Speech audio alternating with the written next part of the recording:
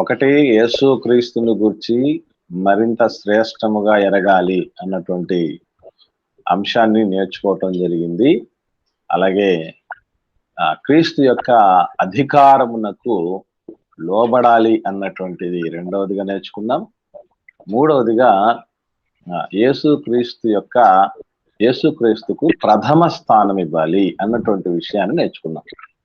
దయచేసి ఈ వింటున్నటువంటి విషయాలన్నింటినీ కూడా అందరం కూడా నిత్యము నెమరు వేసుకుంటూ ఉండేటటువంటి ప్రయత్నం చేద్దాం. 3 విషయాలు అయిపోయాయి. ఇంకా 4వది యేసుక్రీస్తు యొక్క అడుగు జాడల్లో మనం నడవాలి అనేది. ఆయన విషయంలో మనం స్పందించాల్సినటువంటి తీరు, రీతి అది. ఒక విధంగా చెప్పాలి అంటే ప్రతి అంశంలో కూడా సిమిలారిటీస్ మనకు అనిపిస్తాయి. ఎందుకనంటే ఒకే క్రీస్తు గురించి నేర్చుకునేటువంటి విషయాలు కనుక సిమిలర్ గా అనిపించడానికి అవకాశాలు ఉంటాయి. ఆయనను మనం మరింత స్పష్టత వచ్చే విధంగా నేర్చుకునే ప్రయత్నం చేస్తూ ముందుకు సాగుదాం. యేసుక్రీస్తు యొక్క అడుగు జాడలలో నడవటం.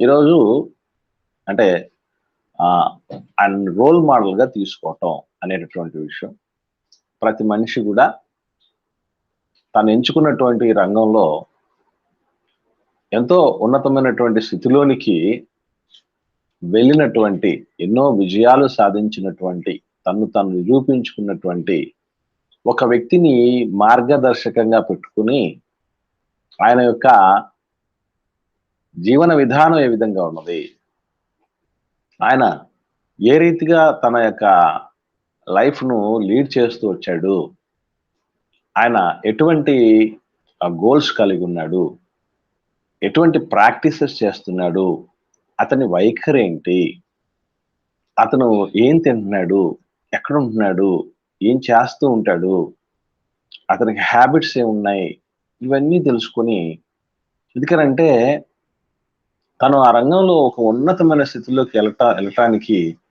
అతడు ఏమేం చేశాడు అవన్నీ కూడా నేను చెయ్యాలి అనేటువంటి ఉద్దేశంతో ఉంటారు చాలా మంది. మనకు కూడా దేవుడు అనుగ్రహించినటువంటి రంగం ఏంటి అని అంటే ఆధ్యాత్మిక రంగం. సినీ రంగం, గేమ్స్, స్పోర్ట్స్ రంగం, ఆటల రంగం, అలాగే వినోదానికి సంబంధించినటువంటి రంగం, బిజినెస్ ఫీల్డ్, ఇట్లా ఒక్కొక్క రంగాలు ప్రపంచంలో ఉంటున్నాయి కదా. అట్లాగే దేవుని పిల్లలంగా ఉన్నటువంటి మనది ఆధ్యాత్మిక రంగం, భక్తి రంగం అని అర్థం. ఇందులో ఎవరు అందరికంటే ఎంతో మంది దేవుని పిల్లలైనటువంటి భక్తులు వచ్చారు. ఎంతో గొప్ప సాక్షి సమూహం ఉంది. మరి వీళ్ళందరిలోనూ కూడా ఎవరు అందుకొనలేనంత ఎత్తుకెదిగినటువంటి వ్యక్తి యేసుక్రీస్తు ప్రభుల వారు మనందరికీ తెలుసు. మరి అటువంటి ఆయన అడుగు జాడలలో నడవడానికి అసలు ఆయన ఏ రూపేణ అడుగులు వేసుకుంటూ పోయాడు అనేది మనకు తెలియాలి ప్రియులారా.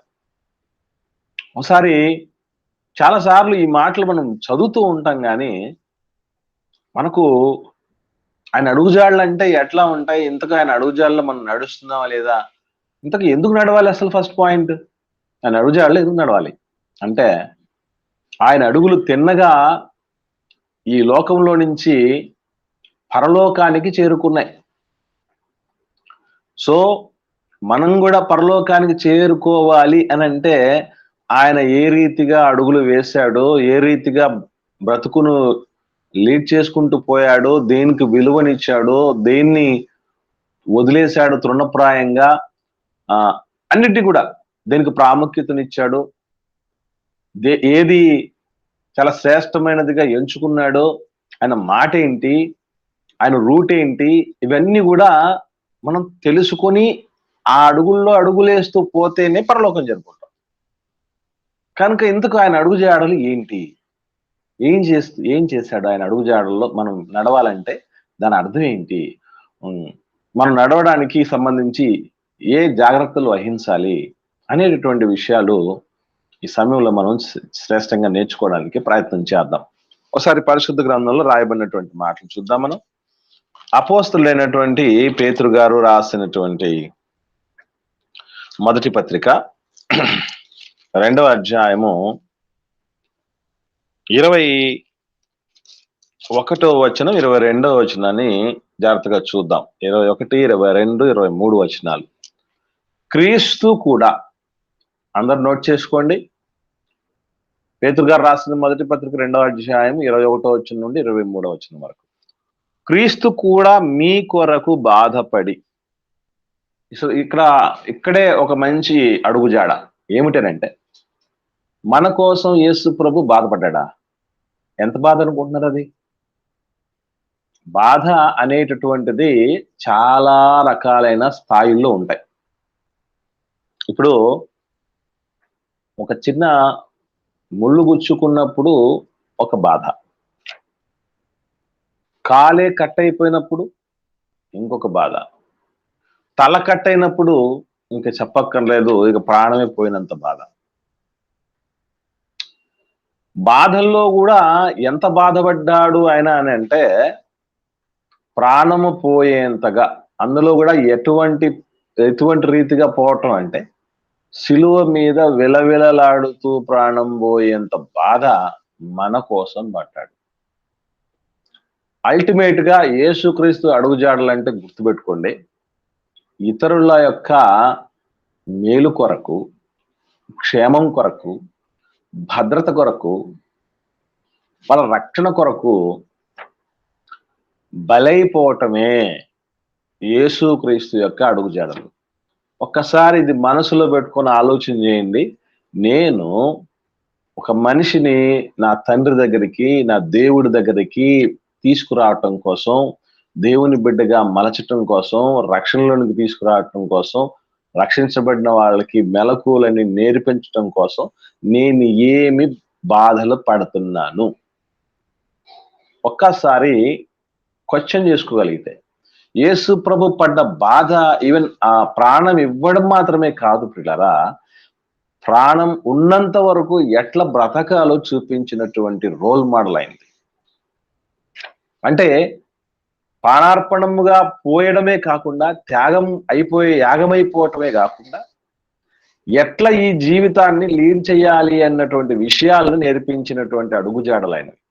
ఈ అడుగుజాడలు సార్వత్రిక క్రైస్తవ ఆయా సంఘాలలో కరువయ్యాయి గనుకనే క్రీస్తును ధరించుకున్నాం అని చెప్పుకుంటున్నాం తప్ప, నిజముగా ఆయనలాగా ఆయన్ని మనం కనపరచలేకపోతున్నాం, ఆయన్ని మనం మాదిరిగా చూపించలేకపోతున్నాం మన బ్రతుకులో.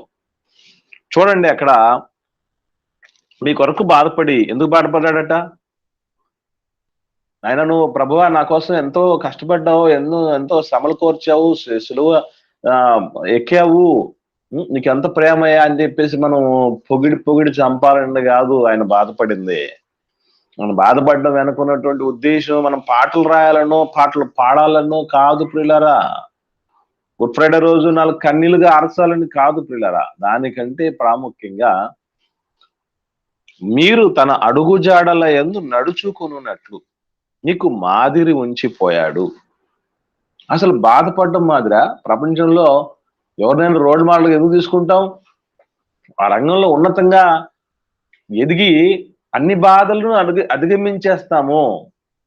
ఆ రంగంలో మనం అందివేసిన చెయ్యి అయితే, నిపుణత సంపాదించుకోగలిగితే, పరిపక్వత సాధించుకోగలిగితే, నాకు కష్టాలన్నీ పోయి, బాధలన్నీ పోయి హ్యాపీగా ఉంటాననే ఉద్దేశంతోనే కదా ఒకరి అడుగుజాడలు నడిచేది. కానీ ఇక్కడ యేసు ప్రభు మాదిరి అలా కాదు. ఎందుకంటే నా రాజ్యమే లోక సంబంధమైనది కాదన్నాడు. ఎంటైర్లీ డిఫరెంట్ గా ఉంటుంది దేవుడి రాజ్యం. ఈ భూమి మీద జీవిస్తున్నంత వరకు గుర్తుపెట్టుకోవాల్సిన విషయం అది. ప్రభు అడుగుజాడల్లో నడిచినప్పుడు బాధలు పడతావట. బాధలు పడటమే మాదిరిగా పెట్టుకొని ఇదిగో యేసు ప్రభులా నేను బాధలు అనుభవించాలండి అని ఆయనను ధరించుకోగలగాలి. ఏమండి, ఇదంతా సాధ్యమైంది? అసలు ఎంతమందిలో ఇది సాధ్యం అవుద్దండి? కోరి బాధలను కౌగలించుకునేటటువంటి పరిస్థితి ఎంతమందికి ఇష్టం ఉంటుందండి? ఎన్నో సందర్భాల్లో మనకి ఏమనిపిస్తుందంటే, నేనే అన్ని చేయాలి, నేనే అన్ని విషయాల్లో బాధపడాల్సి వస్తుంది, బాధ్యత తీసుకోవాల్సి వస్తుంది, భుజం పట్టాల్సి వస్తుంది, ఖర్చు చేయాల్సి వస్తుంది. నాకే పట్టిందా, మిగతా వాళ్ళకి ఎవరికి పట్టలేదని రకరకాలుగా చాలా మంది అనుకుంటూ ఉంటారు. గుర్తుపెట్టుకోండి పిల్లరా, ఎవరో పట్టించుకోవాలనో, లేకపోతే ఎవరో బాధపడాలనో, ఎవరో మనకున్నటువంటి భారం బడ్డను తొలగించాలని, తగ్గించాలని మనం సగటు మనిషిగా అనుకుంటాం. కానీ క్రీస్తుని ఎరిగిన వారముగా మనం అర్థం చేసుకోవాల్సిన విషయం ఒకటే. ఇటు కుటుంబంలో కావచ్చు, అటు పని చేస్తున్న ప్రదేశంలో కావచ్చు, ప్రాముఖ్యంగా సంఘములో కావచ్చు, సహవాసంలో కావచ్చు, నేను పిలువబడినటువంటి పిలుపు ఏమిటి, నా ప్రభు అడుగు జాడలేంటి అని తెలుసుకుంటే ఎవ్వరి విషయంలో మనకు బాధే ఉండదు పిల్ల, బాధే ఉండదు. చదువుదాం ఇంకా. ఆయన అడుగు జాడలు చెప్తున్నాడు. ఇక్కడ అడుగు జాడలు చెప్తున్నాడు, జాగ్రత్తగా గమనించండి. ఏంటి అడుగుజాడలు అని అంటే, ఆయన పాపము చేయలేదు. యేసుక్రీస్తు జీవితం, ఆయన అడుగుజాడలు ఏంటి అంటే పాపము చేయలేదు. ఈరోజు మనం ప్రభు పుణ్యమ, ఆయన ఇచ్చినటువంటి రక్షణ పుణ్యమ అని పాపముల నుంచి కడగబడి, పరిశుద్ధపరచబడి, కలంకము, డాగు, ముడత అట్టిది మరి ఏది లేకుండా పరిశుద్ధమైన, యోగ్యమైనటువంటి వారంగా తీర్చిదిద్దబడ్డాం క్రీస్తు రక్తం ద్వారా. ఓకే, బాగుంది. తిరిగి మరలా పాపంలోనికి పడకుండా ఏమైనా జాగ్రత్తలు మనం పాటించగలుగుతున్నామా? ఆ మెలకువలు ఏమన్నా మనకు తెలుసా? మనము ఇదే చెప్తున్నాడు. యేసు ప్రభువును ఆయన శరీరమందు శ్రమపడ్డాడు గనుక, ఒకసారి చూద్దాం 4వ అధ్యాయం, పేతురు రాసిన మొదటి పత్రికలోనే 4వ అధ్యాయము ప్రారంభ వచనం చూద్దాం అండి. 4వ అధ్యాయం ప్రారంభ వచనం చూడగలిగితే, క్రీస్తు శరీరమందు శ్రమ పడెను గనుక మీరును అట్టి మనసును ఆయుధముగా ధరించుకోండి అంటాడు. బాగా గమనించండి. యేసు ప్రభు శరీరంలో శ్రమ పడ్డాడట. శరీరం అంటే ఇది అస్సలు సెట్టుగాంది, ఇష్టపడంది, శరీరానికి మింగుడు పడింది ఏంటంటే శ్రమ. అది ఏ కష్టం లేకుండా కంఫర్ట్ గా ఉండాలన్నటువంటి ఆలోచనయే చేస్తుంది. కానీ శరీరంలో ఉన్నంత కాలం ఆయన శ్రమలే పడ్డాడట. ఆయన పడ్డం మాత్రమే కాదు, ఆయనలా మనము కూడా అట్లాంటి మనసుని కలిగి ఉండి ఆయుధంగా ధరించుకోవాలట. ఒక ఆయుధం అది, శ్రమలే ఆయుధం. గుర్తుపెట్టుకోండి. శ్రమలు ఆటంకాలు అనుకుంటున్నటువంటి సమాజానికి తెలియాల్సిన సత్యం ఒకటి ఉంది, గుర్తుపెట్టుకోండి. అదేంటంటే శ్రమలు ఆయుధాలు. ఆయుధం అంటే శత్రువుని చీల్చేసేది, మన ప్రాణాన్ని మనం కాపాడుకునేటట్టు చేసేటటువంటి మన డిఫెన్స్ మెకానిజానికి సంబంధించింది. శ్రమలు వద్దు వద్దు వద్దు, తీసేయి నాయన అనేటటువంటి ప్రపంచానికి దేవుడు చెబుతున్న ఒక మంచి గుణపాఠం ఏంటంటే, శ్రమ అంటే ఆయుధం రా అంటున్నాడు ఆయన. శ్రమపడ్డం అంటే దేవుడిలో అదొక ఆయుధం. అందుకే నాకు దేవుళ్ళో శ్రమ పడాలంటే చాలా ఇష్టం పిల్లలు. ఎందుకంటే చూస్తూ ఒక మంచి గొప్ప ఆయుధాన్ని ఎవడన్నా పోగొట్టుకుంటాడా చెప్పండి? అదొక ఆసరా. భక్తులు ఊరకలే అనలేదు ఏమండి. వాళ్ళు ఒకానొక కాలంలో వాళ్ళు అన్నటువంటి మాటలు ఎట్లా ఉన్నాయంటే పరిశుద్ధ గ్రంథంలో నిజంగా చాలా ఆశ్చర్యం అనిపించేటట్టుగా ఉంటాయి వాళ్ళ మాటలు. ఏంటో అనంటే ఒకసారి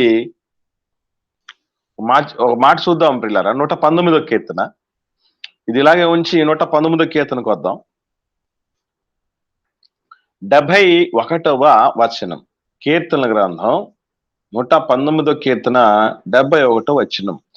నేను నీ కట్టడలను నేర్చుకొనున్నట్లు శ్రమ నొంది ఉండుట నాకు మేలాయను అన్నాడు. శ్రమ నొందటం మేలేంటండి బాబు? శ్రమలు మేలా? శ్రమలు కృంగదీస్తాయని తెలుసు మనకి, శ్రమలు బాధిస్తాయని తెలుసు, శ్రమలు మనల్ని కల్లోల పెడతాయని తెలుసు, కలవర్ర పెడతాయని తెలుసు, కృంగజేస్తాయని, బలహీనపరుస్తాయని తెలుసు, నష్టపరుస్తాయని తెలుసు. ఇది లోకానికి తెలిసిన ఒక కోణం. కానీ ఇదే శ్రమ దేవునిలో, సంఘంలో, సహవాసంలో భక్తి జీవితంలో పొందుతూ ఉన్నప్పుడు గుర్తుపెట్టుకోండి, అది మేలు. ఒకనాటికి మేలు. శ్రమ నొంది ఉండటం అనేది మేలు అని, అదొక ఆయుధమని ఎవడైతే తెలుసుకొని భక్తి జీవితాన్ని ముందుకు తీసుకెళ్తూ ఉంటారో వాళ్ళు యేసు ప్రభు అడుగు జాడల్లో నడుస్తూ ఉన్నప్పుడు, నీ సేవ చేస్తున్నప్పుడు శ్రమలను నాకు ఆయుధముగా అనుగ్రహించు నాయనా అని ప్రార్థన చేయాలి మనం.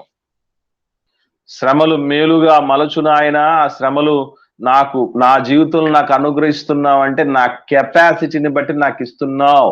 నేను చాలా మందికి చెప్తూ ఉంటాను, ఒక కుటుంబంలో దెబ్బ మీద దెబ్బ, ప్రాబ్లం మీద ప్రాబ్లం, ఇరుకు మీద ఇరుకు, ఇబ్బంది మీద ఇబ్బంది, ప్రతికూలత మీద ప్రతికూలత, బాధల మీద బాధలు వస్తూ ఉంటే దేవుడు ఏంటి మమ్మల్ని ఇంత చిన్న చూపు చూస్తున్నాడు, ఇంత మమ్మల్ని వదిలేసినటువంటి పరిస్థితికి వచ్చి ఇంతగా మమ్మల్ని ఇబ్బంది పెట్టాలా, మనల్ని బాధ పెట్టాలా, మనకు షాప్ పెట్టాలా అనుకుంటూ ఉంటారు చాలా మంది. కానీ గుర్తుపెట్టుకోండి, దట్ ఈజ్ అవర్ కెపాసిటీ.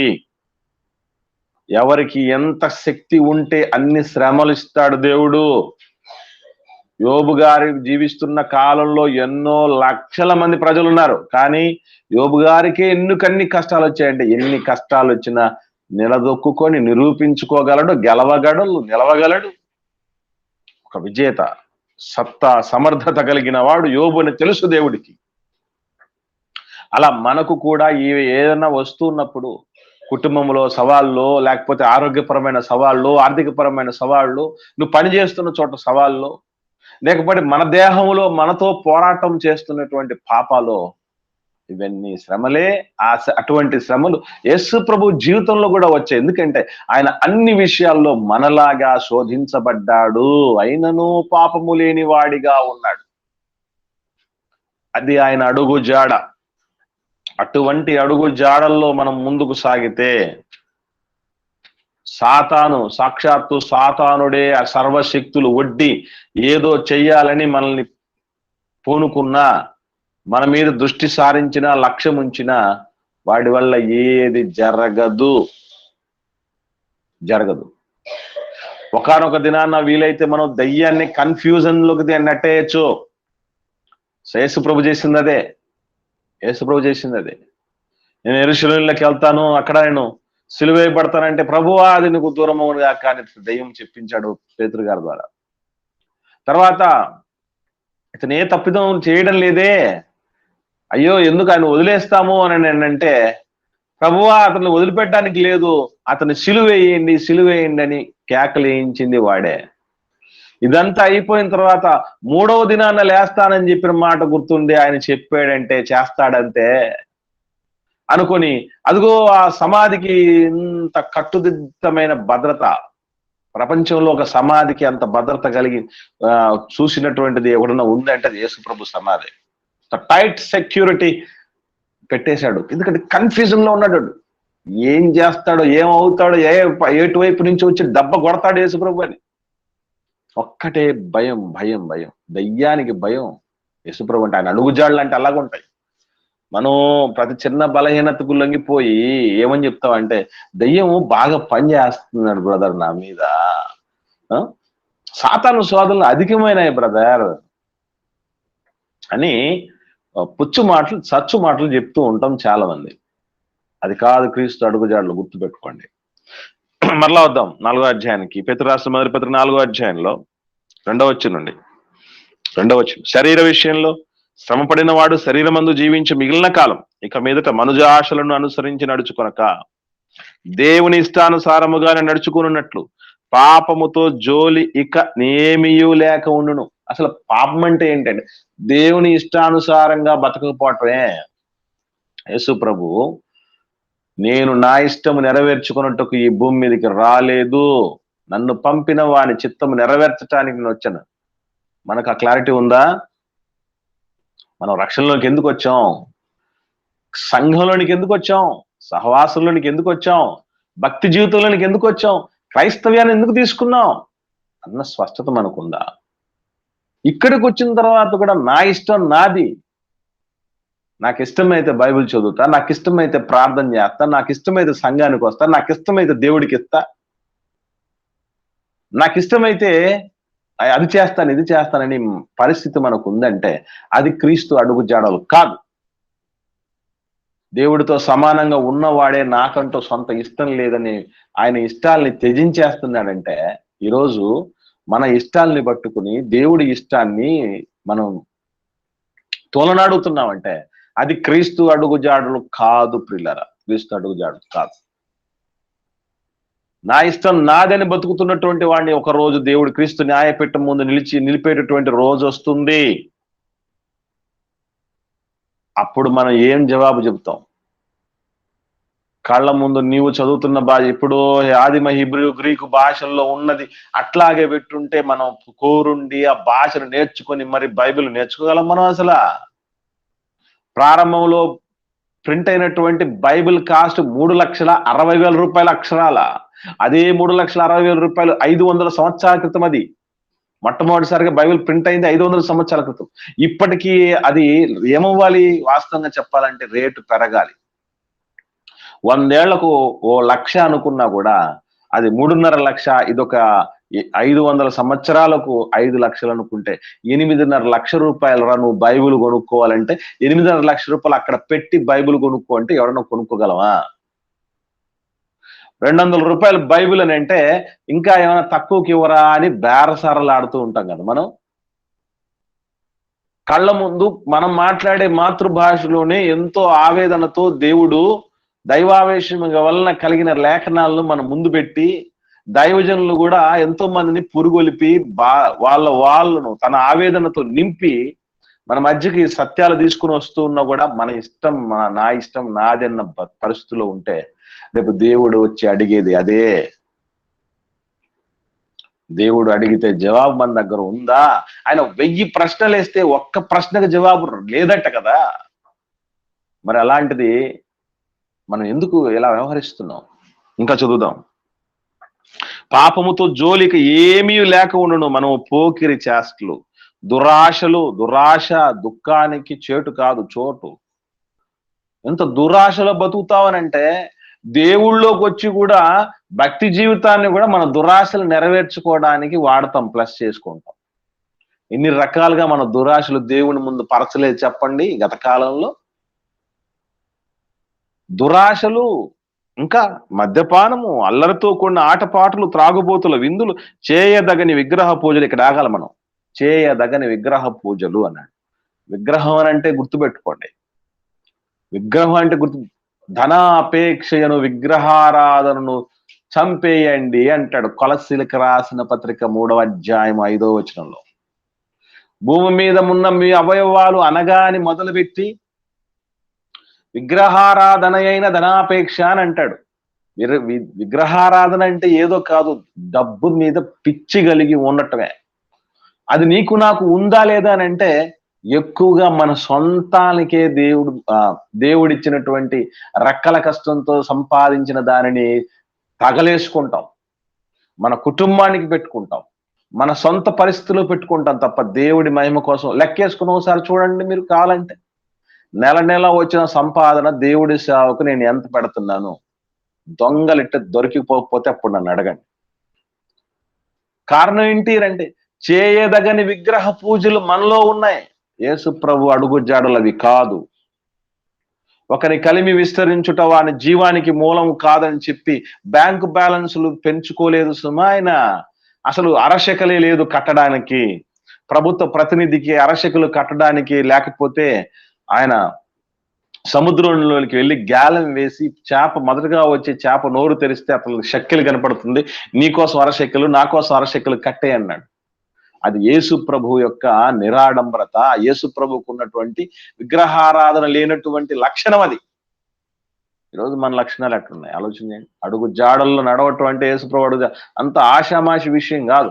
పరలోకం రావటం అంటే అంత ఆషామాషి. చాలా మంది చెప్తూ ఉంటారు డబ్బు సంపాదించడం అంత సులభమైన విషయం కాదురా, ఉద్యోగం సంపాదించడం అంత సులభమైన విషయం కాదురా, మంచి భార్య దొరకటం అంత సులభమైన విషయం కాదు, మంచి భర్త దొరకటం అంత సులభమైన విషయం కాదు, అమెరికాలో జాబ్ దొరకటము అంత సులభమైన విషయం కాదని చెప్తారు. ఇవన్నీ రాబోయే పరలోకంలో దిగదుడితే ప్రియులరా. అటువంటిది మనం పొందుకోగలగాలి అంటే యేసుక్రీస్తు అడుగు జాడలు తప్పనిసరిగా పాటించక తప్పదు. ఇంకా మనం ఆలోచన చేయగలిగితే, ఇంకా చూడగలిగితే, మొదలైన వాటి యందు నడుచుకొనుచు అన్యజనుల ఇష్టము నెరవేర్చుచుండుటకు గతించిన కాలమే చాలును. అపరిమితమైన ఆ దుర్వ్యాపారమందు తమతో కూడా మీరు పరిగెత్తకపోయినందుకు వారు ఆశ్చర్యపడుచు మిమ్మల్ని దూషించుచున్నారు. మనం వాళ్ళతో పాటు పరిగెత్తకూడదు. లోకంతో పాటు పరిగెడితే వాళ్ళకి మనకి ఏంటి తేడా? పరిగెడుతున్నావా? వాళ్ళని చూసుకుని వీళ్ళని చూసుకుని వాళ్ళ డబ్బులు బాగా సంపాదిస్తున్నారు, నేను సంపాదించదు ఇప్పుడు. వాడు ఉద్యోగం సంపాదించుకోవడం, మంచి ఉద్యోగం, నేను ఎప్పుడు సంపాదించుకోవాలా? వాళ్ళు ఇల్లు కట్టేసుకుంటున్నారు, ఇల్లు మీద ఇల్లు కట్టేసుకుని భూములు సంపాదించుకోవడం, నేను ఎప్పుడు సంపాదించుకోవాలో? ఆ వాళ్ళ పిల్లలందరూ సెటిల్ అయిపోయారు, నా బిడ్డలు ఎప్పుడు సెటిల్ చేసుకోవాలి? సెటిల్ చేయటం అంటే తెలుసా మనకు? అసలు ఉద్యోగం రావడం సెటిల్ అయిపోవటం చెప్పండి? పెళ్లిళ్ళు జరగటం సెటిల్ అయిపోవటమా? అసలు సిసలు సెటిల్ ఇవ్వడం అని అంటే పరలోకం చేరుకోవాలి. కన్ను మూసిన తర్వాత లాజరు కోసం దేవదూతలు వచ్చారే, అది సెటిల్ అయిపోవటం అంటే. ఎవ్వడికి తెలుసా భూమి మీద బతికినంత కాలం ఎవడు సెట్ అయ్యాడో, సెటిల్ అయ్యాడో కాలేదని? ఎవడు సెట్ అయ్యాడో, ఎవడు ఫట్ అయ్యాడో తెలియదు పిల్లరా. తెలియక మనం పగటికల్గా అంటూ ఉంటాం.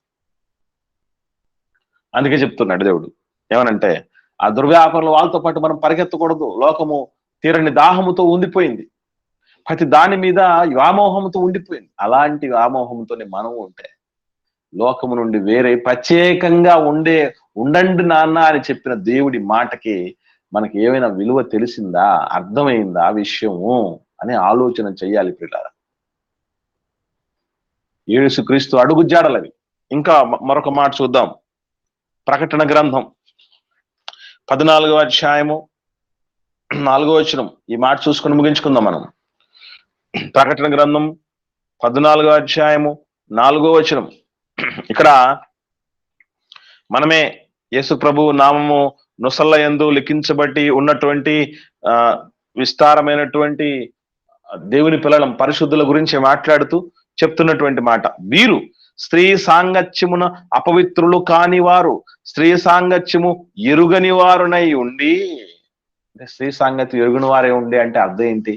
పెళ్లిళ్ళు కూడా కాకుండా అస్సలు స్త్రీనే ముట్టకుండా ఉన్నోళ్ళనా? ఇది కాదు పిల్లరా, అది కాదు.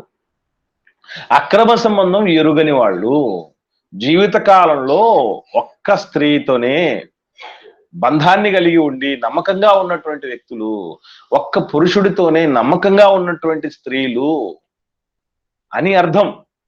అంటే యేసు ప్రభు అడుగు జాడలలో ఇదొకటి. ఈ రకరకాలైనటువంటి మనుజాశలు ఏవైతే మనం ఇంతవరకు చదువుకున్నామో అవి మాత్రమే కాకుండా, అసలు ఆయనైతే తనకు ఆత్మీయంగా ఉన్నటువంటి భార్య అయినటువంటి సార్వత్రిక సంఘం కోసం ప్రాణమే ఇచ్చేంత ప్రేమ కలిగిన స్వచ్ఛమైనటువంటి వ్యక్తిత్వం అయింది. ఈరోజు మనం దేవుడు మనకిచ్చినటువంటి ఒక భార్యతో, దేవుడిచ్చినటువంటి ఒక భర్తతో నమ్మకంగా లేనటువంటి పరిస్థితుల్లో ఉంటూ ఉన్నామంటే వాళ్ళు యేసు ప్రభు అడుగుజాలలో బతికేవాళ్ళు కాదు పిల్లలు, గుర్తుపెట్టుకుని. అందుకే చెప్తున్నాడు కిందికి వస్తే, గొర్రె పిల్ల ఎక్కడికి పోవునో అక్కడికెల్లా ఆయనను వెంబడిస్తారు. వీరు దేవుని కొరకును గొర్రె పిల్ల కొరకును ప్రథమ ఫలముగా ఉండుటకై మనుషులలో నుండి కొనబడిన వారు. వీరి నోట ఏ అబద్ధమును కనబడలేదు, వీరు అనింద్యులు. యేసుక్రీస్తు అడుగు జాడల్లో బతికితే మనం అనింద్యులుగా ఉంటాం. ఏ అబద్ధము మన నోట ఉండదు, ఏ కపటము మనం ఉండదు అని మనం మర్చిపోకూడదు పిల్లరా. ఇదే విషయాన్ని మనం అక్కడ చదువుతాం. ఆయన ఏ పాపము చేయలేదు, ఆయన ఏ దోషము చేయలేదు, ఏ కపటమును ఆయన నోట లేదు. ఆయన దూషించబడి బదులు దూషించలేదు, ఆయన శ్రమ పట్టబడి బెదిరించలేదు, ఆయన న్యాయముగా తీర్పు తీర్చు దేవునికి అప్పగించుకున్నాడు. ఈరోజు మన జీవితాల్లో లేనిపోని శత్రుత్వాలు కలిగి ఉంటున్నాం. నన్నే అంత మాట అంటావా, నన్నే ఇంత అవమానపరుస్తావా, నన్నే నాకు విలువ నీకున్నా ఉంటావా అన్నటువంటి హామాను లాంటి బ్యాచ్ చాలా మంది ఉన్నాయండి. అది వద్దు మనకు పిల్లల. దేవుడికి అప్పగించాలి. మనకి ఏదన్నా అవమానం కలిగింది అనుకోండి ఎవరి నుంచైనా, అది మన డ్యూటీ కాదు, పగ తీర్చుకోవటం దేవుడి చేతిలో పెట్టేయాలి. మనకి ఎంత పని ఉందండి, ఎంత నేర్చుకోవాల్సిందండి. మీకు విషయం చెప్పాలి, రోజు మార్నింగ్ ఈవినింగ్ మీకు పాఠం నేను చెప్తే ఆ పాఠాలు చెప్పటానికి నాకు ఇంకా ఎంత టైం కావాలంటే 17 సంవత్సరాలు కావాలి. 66 పుస్తకాలు గ్రంథ వివరణలు ఇవ్వడానికి రోజు ఉదయం సాయంకాలం చెప్పిన 17 సంవత్సరాలు లెక్కేసుకొని చూశా. ఆది కాండము చెప్పటానికి ఎంత టైం పట్టింది, ఇంకా మిగిలిన 65 పుస్తకాలకి ఎంత టైం పట్టొచ్చని దాన్ని బేస్ చేసుకొని చూస్తే 17 సంవత్సరాలు చెప్పాలి.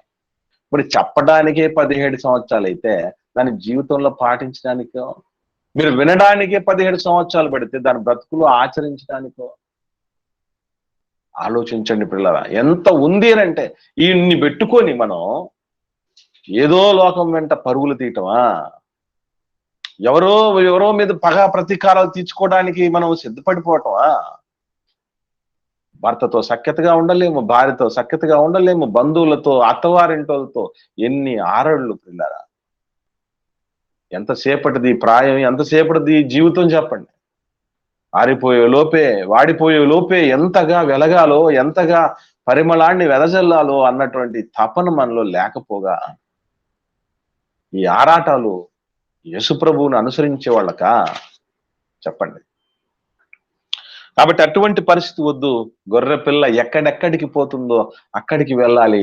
ఆయన క్షమాగుణం వైపు వెళ్ళాడు, ఆయన ఓర్పు వైపు వెళ్ళాడు, ఆయన దేవుని సంతోషం వైపు వెళ్ళాడు, ఆయన ఆత్మల రక్షణ వైపు వెళ్ళాడు, ఆయన రక్షించబడిన వారిని తనంతటి వారిగా తీర్చిదిద్దేటటువంటి లక్షణం వైపు వెళ్ళాడు. అది ఆయన అడుగుజాడలంటే. ఈరోజు మన అడుగుజాడలు ఎక్కడ పడుతున్నాయి, ఎక్కడికి వెళ్తున్నాయి, ఏమైపోతున్నాయి? ఒక్కసారి ఆత్మ పరిశీలన చేసుకుందాం మనం. కాబట్టి యేసుక్రీస్తు అడుగు జాడల్లో మనం నడుస్తున్నామా లేదా అన్న ఒక్క స్వయం పరీక్ష, స్వయం విమర్శ చేసుకొని మనం తీర్పు పాలు పొందకుండా ఉండాలని నేను ప్రేమతో మనవి చేస్తూ సందేశాన్ని ముగిస్తున్నాను. ఈ పాఠం వరకు ఏమైనా ఎవరికైనా సందేహాలు ఉంటే దయచేసి అడగండి.